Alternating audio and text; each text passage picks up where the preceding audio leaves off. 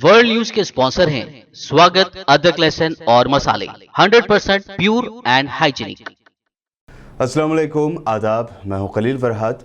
World news की शुरुआत करते हैं और सबसे पहले देखते हैं हेडलाइंस। दाइश के हाथों तबाह हुई मौसुल की अजीम मस्जिद अल नूरी की होगी दोबारा तामीर। अक़वाम मुत्तहिदा के मौसुल को दोबारा बहाल करने के मंसूबे के तहत की जा रही है मस्जिद की तामीर नौ।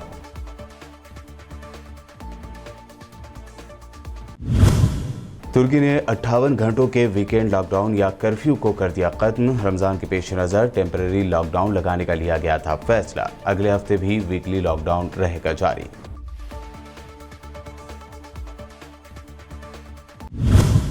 अमेरिका की बालिग यानी एडल्ट अफराद की आधी आबादी को लगा दी गई कोरोना वैक्सीन। 130 मिलियन अमेरिकी शहरियों को वैक्सीन लगाने के बाद कोरोना पर काबू पाने का किया जा रहा है इम्कान।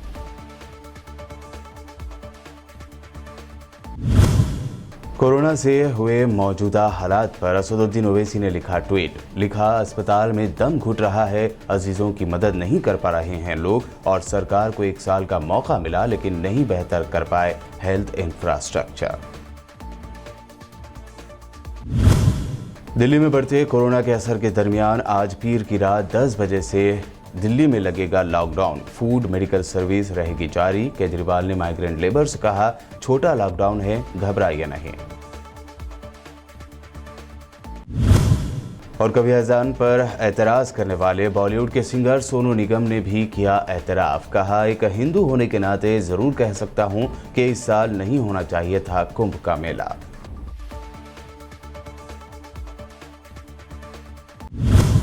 एक इजिप्शियन कंस्ट्रक्शन ग्रुप ने दाइश के जंगजुओं के हाथों तबाह होने के 4 साल बाद मौसुल की अजीम मस्जिद नूरी की दोबारा तामीर का टेंडर हासिल कर लिया है। जून 2017 में जंगजुओं ने 12वीं सदी की इस तारीखी मस्जिद को उस वक्त धमाके से उड़ा दिया था जब सरकारी फौजें शहर पर दोबारा कब्जा करने में लगी थीं। 3 साल पहले इस ग्रुप के रहनुमा अबू बकर अल बगदादी ने इसी मस्जिद से अपने खिलाफत का ऐलान किया था। अजीज नौ तामीर अक़वाम मुत्तहिदा के मौसुल को दोबारा बहाल करने के मंसूबे का एक हिस्सा है।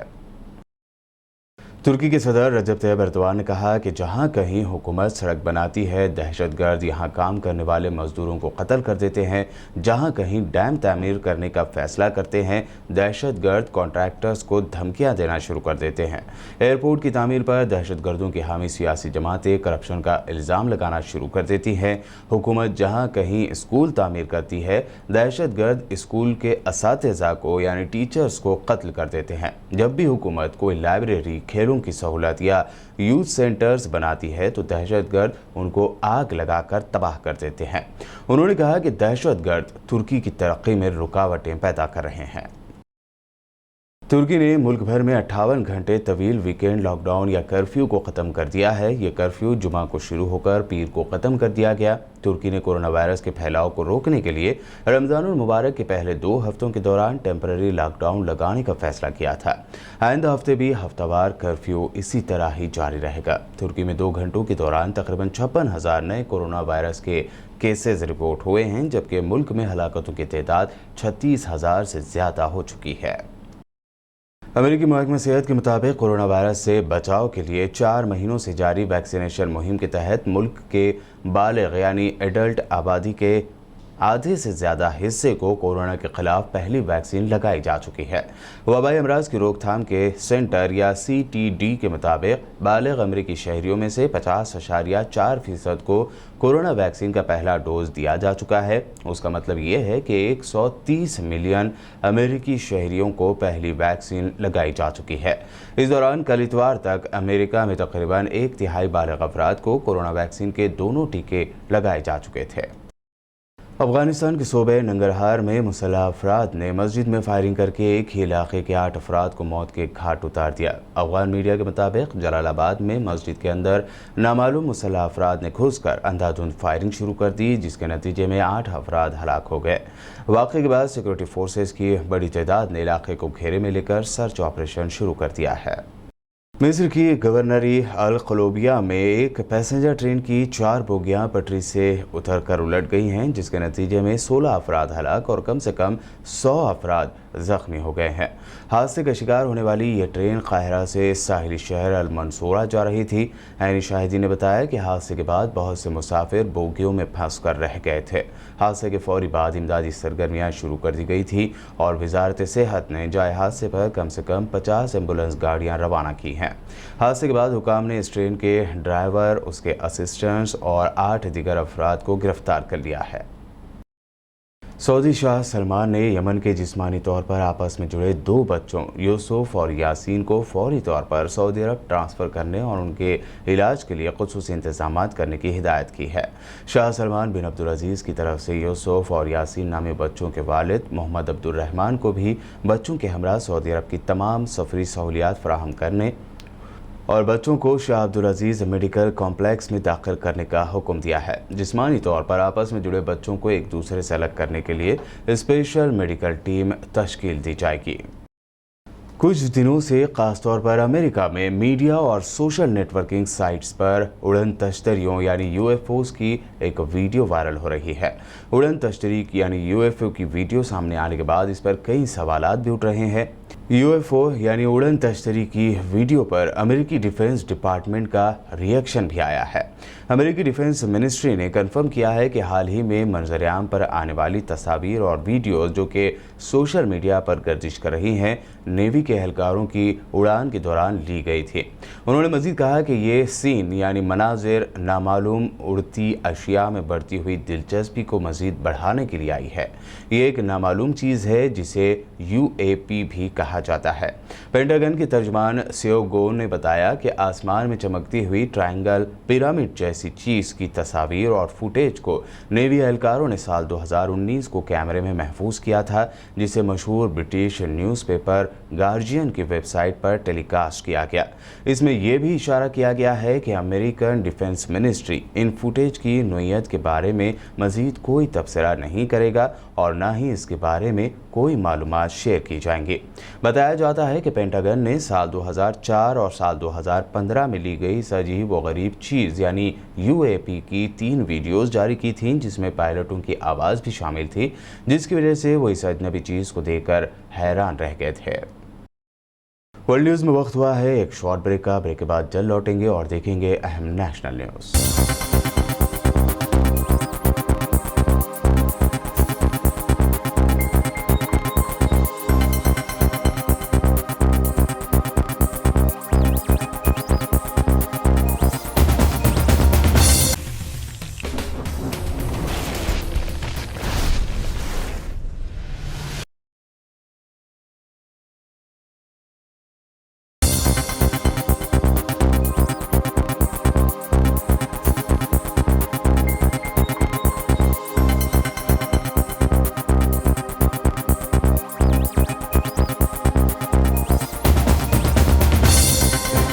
ब्रेक के बाद आपका दोबारा खैर मकदम है। आइए अब देखते हैं अहम नेशनल न्यूज़।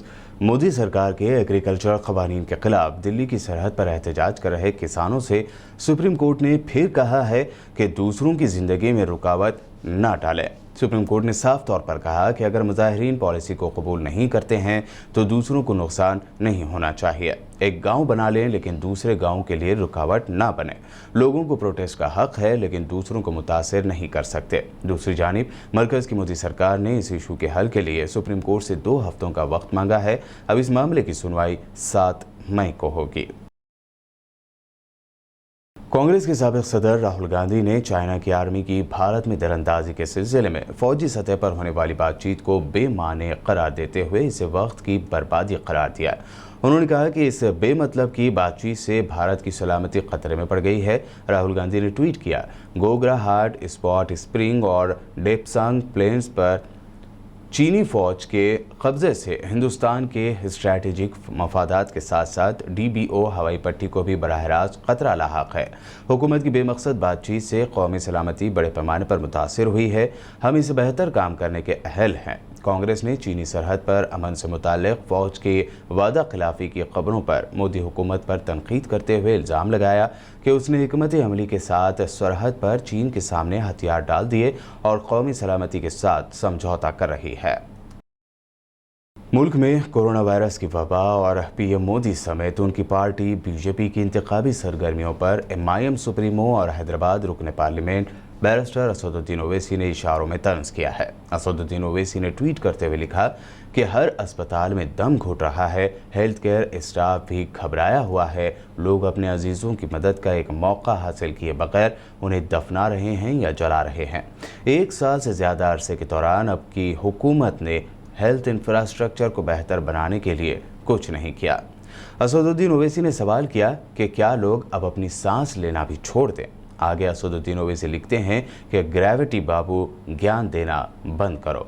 इस ट्वीट के साथ असदुद्दीन ओवैसी ने एक फ़ोटो भी शेयर की है जिसमें एक शेर लिखा है कि कुर्सी है तुम्हारा ये जनाजा तो नहीं है, कुछ कर नहीं सकते तो उतर क्यों नहीं जाते। दिल्ली में कोरोना इन्फेक्शन इंतहा पर पहुंचने के बाद केजरीवाल हुकूमत ने आज पीर की रात 10 बजे से 6 दिनों के लिए लॉकडाउन नाफिज करने का ऐलान किया है। वज़ीर आला अरविंद केजरीवाल ने लेफ्टिनेंट गवर्नर अनिल बैजल के साथ मीटिंग के बाद प्रेस कॉन्फ्रेंस में आज रात 10 बजे से आइंदा पीर की सुबह 5 बजे तक लॉकडाउन का ऐलान किया है। इस दौरान सभी ज़रूरी खदमात यानी इसेंशियल सर्विसेज को जारी रखा जाएगा। खाने पीने, मेडिकल और शादी की तकारीब मुनक़द होंगी। शादी की तकारीब में 50 लोग ही शिरकत कर पाएंगे और इसके लिए पास जारी किए जाएंगे। आवाम से खिताब के दौरान सीएम केजरीवाल ने कहा कि छोटा लॉकडाउन है, घबराइए नहीं। अगर हमने अभी लॉकडाउन नहीं लगाया तो कहीं ऐसा ना हो कि बड़ी त्रासदी हो जाए। हम किसी भी हालत में दिल्ली को उस परिस्थिति में नहीं ले जाना चाहते जहां कॉरिडोर के अंदर पेशेंट्स पड़े हैं, सड़कों पे लोग दम तोड़ रहे हैं। आज सभी परिस्थितियों का जायजा लेने के बाद आपकी सरकार को ये लगता है कि दिल्ली में कुछ दिन के लिए लॉकडाउन लगाना ज़रूरी है, तो आज रात को 10 बजे से अगले सोमवार को सुबह 5 बजे तक 6 दिन के लिए दिल्ली में लॉकडाउन लगाया जा रहा है। इस दौरान जाहिर है कि जो एसेंशियल सर्विसेज हैं वो जारी रहेंगी, खाने पीने की, मेडिकल व्यवस्थाओं की वो जारी रहेंगी। ये शादियों का सीज़न है, लोगों के बड़े मुश्किल से रिश्ते बनते हैं, हम उनके रिश्ते तोड़ना नहीं चाहते, तो लोगों की शादियां संपन्न हों, लेकिन केवल 50 लोगों के गैदरिंग के साथ संपन्न हो। उसके लिए अलग से पास दिए जाएंगे। इसके बारे में अभी थोड़ी देर में डिटेल्ड ऑर्डर जारी हो जाएगा कि कौन कौन सी चीज़ें जारी रहेंगी और कौन सी चीज़ों पर पाबंदी रहेगी। मैंने और एलजी साहब के हम दोनों ने निर्णय तब लिया है जब हमारे पास कोई उपाय नहीं बचा था। पिछली बार जब देश में लॉकडाउन लगा था, हमने देखा कि किस तरह बड़ी संख्या में प्रवासी मजदूर अपने गांव जाने लगे थे। उनसे मैं ख़ास तौर से हाथ जोड़ के अपील करना चाहता हूं, ये छोटा सा लॉकडाउन है 6 दिन का, दिल्ली छोड़ के मत जाइएगा। आपके आने जाने में इतना समय खराब हो जाएगा, इतना पैसा खराब हो जाएगा, इतनी ऊर्जा खराब होती है। दिल्ली में रहिए। मुझे उम्मीद है कि ये छोटा लॉकडाउन है और छोटा ही रहेगा। मुझे पूरी उम्मीद है कि शायद बढ़ाने की ज़रूरत ना पड़े। आप दिल्ली में रहिए। यकीन मानिए हम पूरी ईमानदारी के साथ सब मिल के लड़ेंगे तो जल्दी इस मुसीबत से छुटकारा पाएंगे। मैं आपको यकीन दिलाता हूँ, सरकार आपका पूरा ख्याल रखेगी। मैं हूँ ना, मुझ पे भरोसा रखिए। महाराष्ट्र के शहर बुल्डाना के एमएलए और शिवसेना लीडर संजय गायकवाड़ ने कहा है कि अगर उन्हें कहीं कोरोना वायरस मिल जाता है तो वो उसे बीजेपी लीडर और फॉर्मर सीएम देवेंद्र फडणवीस के मुंह में डाल देते। एमएलए गायकवाड़ ने पूछा कि वबा के इस दौर में फडणवीस सीएम होते तो वो क्या करते। उन्होंने कहा कि महाराष्ट्र के मिनिस्टर्स की हिमायत करने के बजाय बीजेपी लीडर फडणवीस उनका मजाक उड़ा रहे हैं और सोच रहे हैं कि किस तरह रियासती हुकूमत को नाकाम किया जा सके। गायकवाड़ ने आगे कहा कि इसलिए अगर मुझे कोरोना वायरस मिल जाता है तो मैं उसे फडणवीस के मुंह में डाल देता। उन्होंने इल्ज़ाम भी लगाया कि मरकज़ की मोदी सरकार ने महाराष्ट्र की रेमडेसिविर मेकर कंपनियों से कहा है कि वो रियासत में दवा की सप्लाई ना करें। कभी अजान पर एतराज़ करने वाले बॉलीवुड के सिंगर सोनू निगम ने अब कहा है कि इस साल कुंभ मेला नहीं होना चाहिए था। सोनू निगम ने रात 3 बजे अपना वीडियो ब्लॉग इंस्टाग्राम पर शेयर किया है। इस वीडियो में सोनू निगम ये कहते हुए नजर आ रहे हैं कि मैं किसी और के बारे में कुछ नहीं कह सकता, लेकिन एक हिंदू होने के नाते ये ज़रूर कह सकता हूँ कि कुंभ मेला नहीं होना चाहिए था, लेकिन अच्छा है कि थोड़ी अकल आ गई और इसे सिंबॉलिक यानी अलामती कर दिया गया। मैं आस्था को समझता हूँ, लेकिन मुझे लगता है कि इस वक्त लोगों की ज़िंदगी से ज़्यादा और कुछ भी ज़रूरी नहीं है। मैं आपको बता रहा हूँ, ये इस समय मैं जो व्लॉग बना रहा हूँ उसके पीछे एक ही कारण है जो आपसे मुझे शेयर करना है। It is really getting bad, it's really getting bad.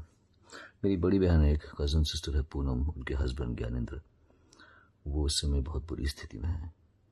Safdarjung hospital में उनको कोविड हुआ, मतलब कोविड की उसमें है, वेंटिलेटर लगा रखा है, आईसीयू नहीं है, तो दवाइयाँ एडमिनिस्टर नहीं हो रही है, ये प्रोटोकॉल है वहाँ का। और मेरी जो उनकी बेटी है आंचल, उससे मैं बात कर रहा था अभी, खुद वो उनकी पॉटी और यूरिन और ये सब उल्टियाँ वो खुद साफ करना पड़ रहा है उनको। डॉक्टर्स क्या बीती होगी सोचो आप। हम मरीज़ों की तो सोच ही रहे हैं, मरीज़ जो हाँ हमारी बहन है, डॉक्टर्स भी कितने पगला गए होंगे कि क्या हो क्या रहा है, हम किसको अटेंड करें, किसको अटेंड नहीं करें, किसको लें किसको ना लें। बहुत बुरी हालत है।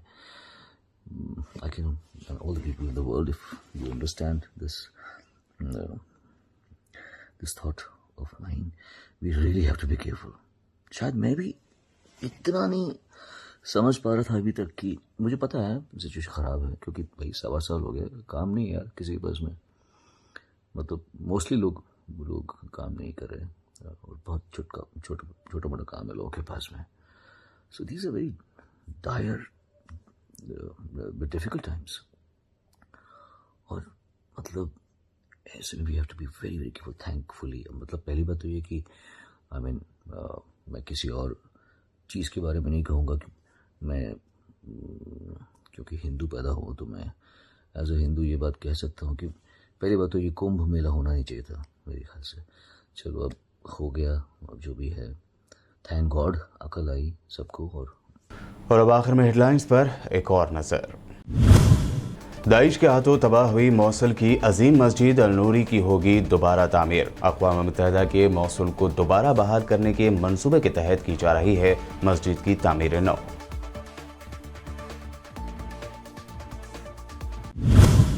तुर्की ने 58 घंटों के वीकेंड लॉकडाउन या कर्फ्यू को कर दिया खत्म। रमजान के पेश नज़र टेम्परेरी लॉकडाउन लगाने का लिया गया था फैसला। अगले हफ्ते भी वीकली लॉकडाउन रहेगा जारी।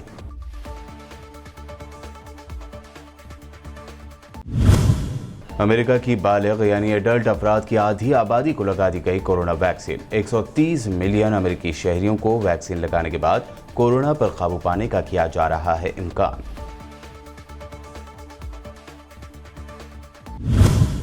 कोरोना से हुए मौजूदा हालात पर असदुद्दीन ओवैसी ने लिखा ट्वीट, लिखा अस्पताल में दम घुट रहा है, अजीजों की मदद नहीं कर पा रहे हैं लोग और सरकार को 1 साल का मौका मिला लेकिन नहीं बेहतर कर पाए हेल्थ इंफ्रास्ट्रक्चर। दिल्ली में बढ़ते कोरोना के असर के दरमियान आज पीर की रात 10 बजे से दिल्ली में लगेगा लॉकडाउन। फूड मेडिकल सर्विस रहेगी जारी। केजरीवाल ने माइग्रेंट लेबर से कहा, छोटा लॉकडाउन है, घबराइए नहीं।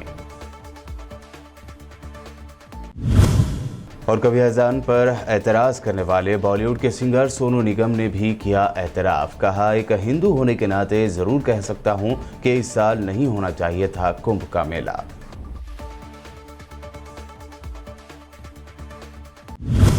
वर्ल्ड न्यूज़ में ये थी अब तक की अहम नेशनल और इंटरनेशनल न्यूज़। हमारे वीडियोस यूट्यूब और फेसबुक पर लाइक ज़रूर करें, हमारे चैनल को सब्सक्राइब भी करें और देखते रहिए बीपीएन चैनल।